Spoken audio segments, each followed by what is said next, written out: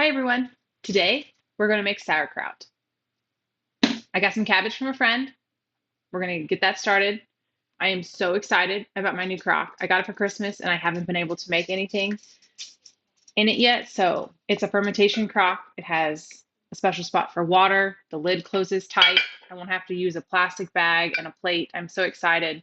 You don't need one, but it's going to make it great. To make sauerkraut, it's not a hard process. It does take a little bit of knowing how much cabbage you have and measuring out your salt, and it takes a little bit of time to let it ferment, things like that. You need a place for it to ferment. You need a place that is cool, and that is accessible, that you're actually going to check it. Don't put it in some faraway basement that you're never going to go down to. The first step that we're going to do, we are going to cut up our cabbage. As you can see, I've already done that. Our cabbage is shredded. I did put carrots in there because I am going to make it a little bit of a flavored cabbage, a flavored sauerkraut. I grew 42 things of cabbage last year. I have like 2.5 gallons of sauerkraut still, even using it all winter. So I don't need any more sauerkraut. But I did make kimchi a few years ago and I absolutely loved the flavor of it, but I did not like the spice. It was too spicy for me. So we're going to kind of make the two recipes and mirror them together. We'll see if it turns out. What I love about just kind of doing it here at my house is I can make flavors that I personally like. I can share with people to see if they like it as well. And also, if it messes up, my chickens will eat it. They eat pretty much everything. I mess up things often, and sometimes things are great. So after you've cut your cabbage, the next step is to see how much you have. I have 5 pounds here. I've already weighed it out. I use my kitchen scale, handy kitchen scale. And then you need 3.5 tablespoons of salt for 5 pounds of cabbage. I use the Ball recipe book a lot of times to find my measurements as far as canning and preserving goes. In the book, it says 25 pounds of sauerkraut and 1 cup of salt. So I just did the math. It actually comes out to 3.2 tablespoons of salt. So what we're going to do is we have our cabbage in here. We're going to salt it, not all of it, and then we're going to mix it.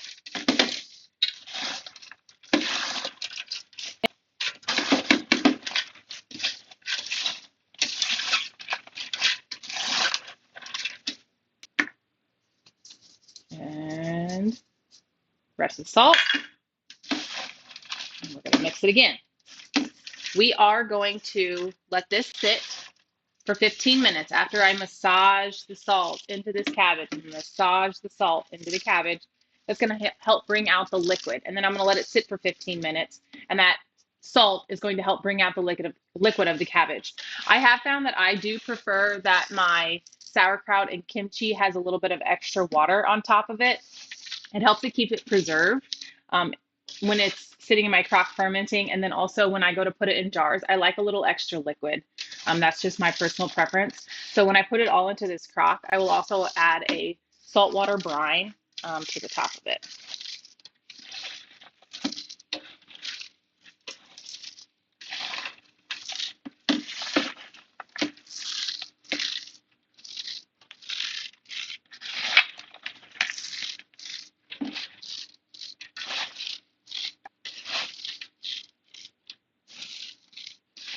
I can see the liquid starting to come out in this cabbage. I would have typically made this with Napa cabbage, but my Napa cabbage bolted.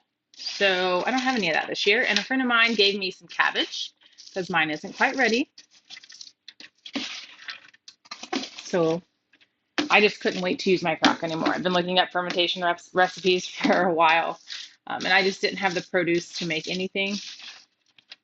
But my mom gave this to me. I guess I should say my parents gave this to me for Christmas, and it's been great. I also have used just a regular crock, and I have a plate that fits down inside of it to hold the liquid on top of it. And then I put another plate on top to keep the bugs and just everything out. All right. So we massaged this cabbage. It has the salt mixed in. We are going to let this sit for 15 minutes.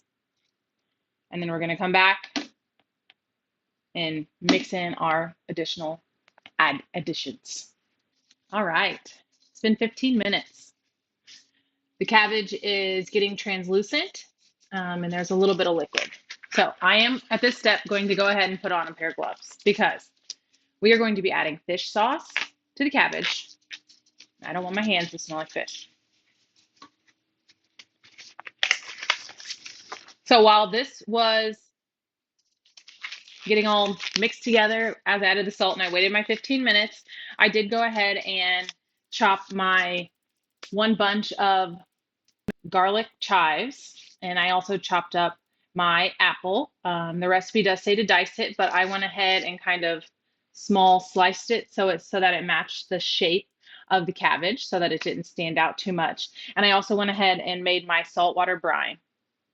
So that is 1 teaspoon of salt to 1 cup of liquid. That's how you're going to make the brine to go on top there. So you can see this. See, there's a little bit of liquid built up in there. Things like that. What we are going to be adding to this liquid with this cabbage, and before we add it to the crock, we are going to be adding 1 bunch of garlic chives. We have 1 apple. We have 1 tablespoon of ginger, 1 tablespoon of garlic. We have 3 tablespoons of fish sauce.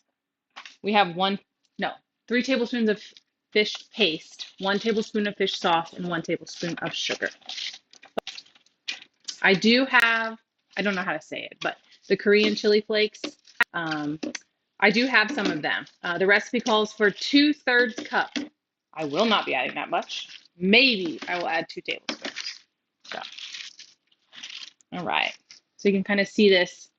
See the liquid coming out of that? That's what the salt does. It brings the liquid out. So what we're going to do, I have my bowl of toppings over here. It does smell kind of potent, so if you have company coming over, I wouldn't recommend this unless you want to explain to them why it smells delicious in your house. Okay. And this recipe does go pretty fast as long as you have everything kind of prepped and ready to go. So we're going to continue to just massage, mix in. When I have this all mixed, I'm going to go ahead and add the red pepper.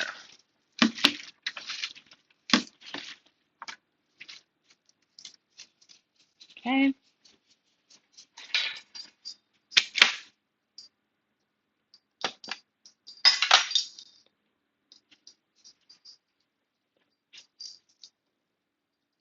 One tablespoon, 2 tablespoons.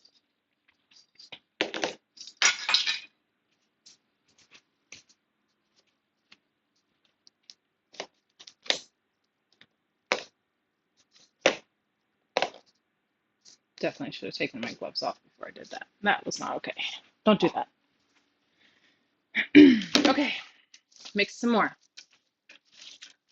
If you like a lot of heat, go ahead and add more. Like I said, this is for you. You're at home, you're cooking it. My husband and I always joke that we have food at home, but we have to have food at home that I like to eat. Now we are going to take this liquid and we are going to put it in our fermentation crock. We're going to shove it in there and push it down and get all the liquid out of it. So let's do that.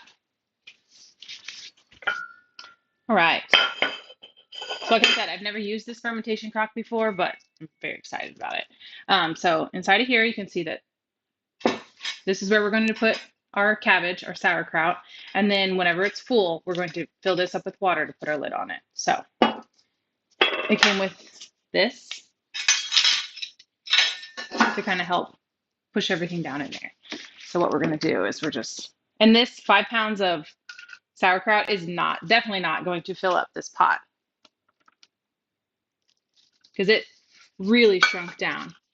So I don't think it'll take too long for it to process. And you'll just taste it every day.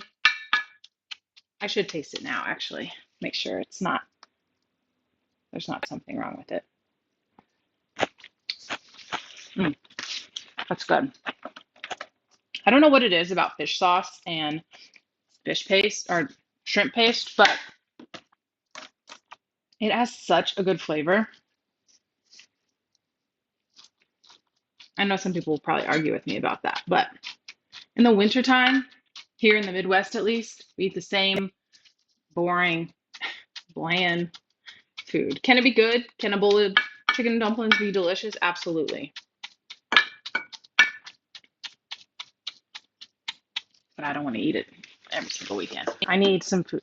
The flavors in the summer can be so fresh because, we have such a long growing season, so you can get so much delicious flavors. And then in the wintertime, not quite as much stuff is growing. And so you have to, rely on your preserves. What do you have preserved?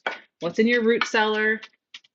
And a lot of those flavors are kind of the same. So that's why I like to make kimchi, giardiniera, variety of different pickles.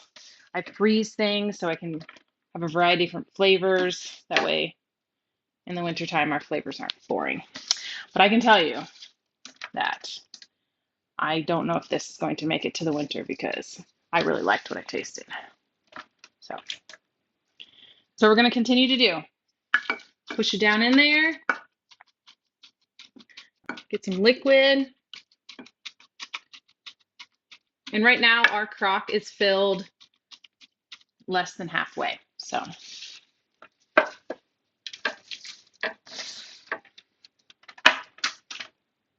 and it's also very dry. So I definitely know that I'm going to need some saltwater brine.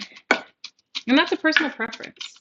You only need enough brine for it to cover it because how fermentation works is you don't want any air inside of what you're fermenting. So you want that all covered in liquid so that it's an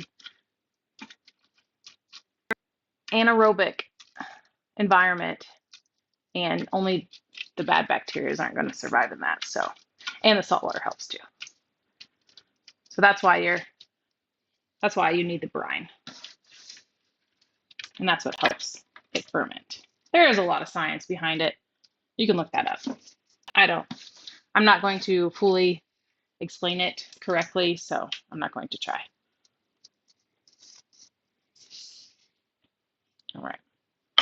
Now, what we're going to do is just dump the rest of this liquid here into this crock because we want all this goodness. Scoop it out.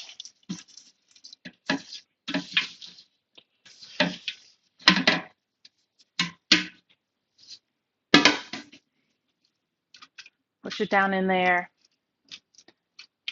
Now, as I push it in here with my hand, it does have quite a bit more liquid than I was expecting it to, so that's good. I won't have to put quite as much brine in there.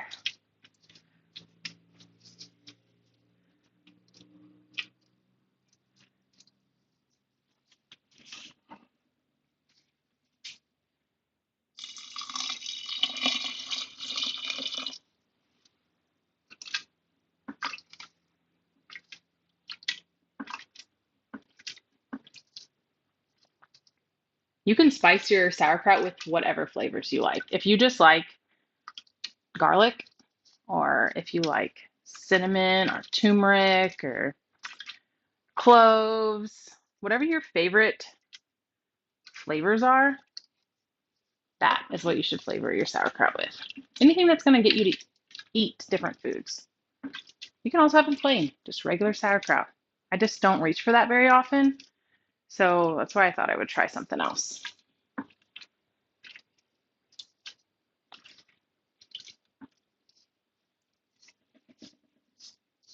All right, I'm going to bring the crock over there so you can see what it looks like. I know it's kind of hard to see in there, but we're pushing it down, and there's liquid. So see the liquid in there? That's the brine I keep talking about.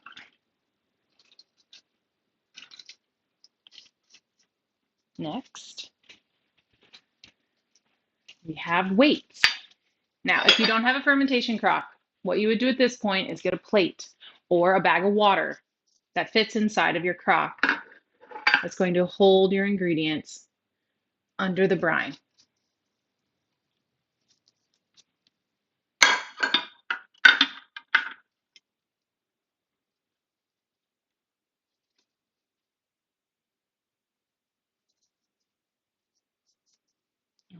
going to put water in the lip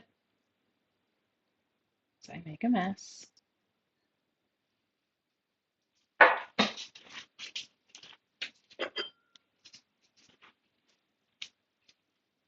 you're going to put the lid on it. See how that made that seal?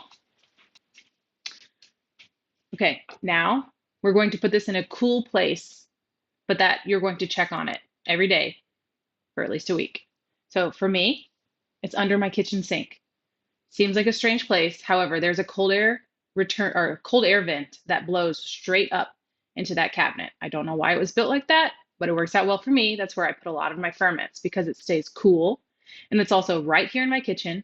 I check on it every day or every few days. But for the first week, or at least for the first 3 days, you're going to want to stir your kimchi. You're going to take out those weights or plate, whatever you have on top of it, and you're going to stir it. You're going to look at it, you're going to taste it. And then you're going to put that back in there and you're going to put it back in there. It's going to take, my last batch of sauerkraut took about 2 weeks to get to the sour point that I liked.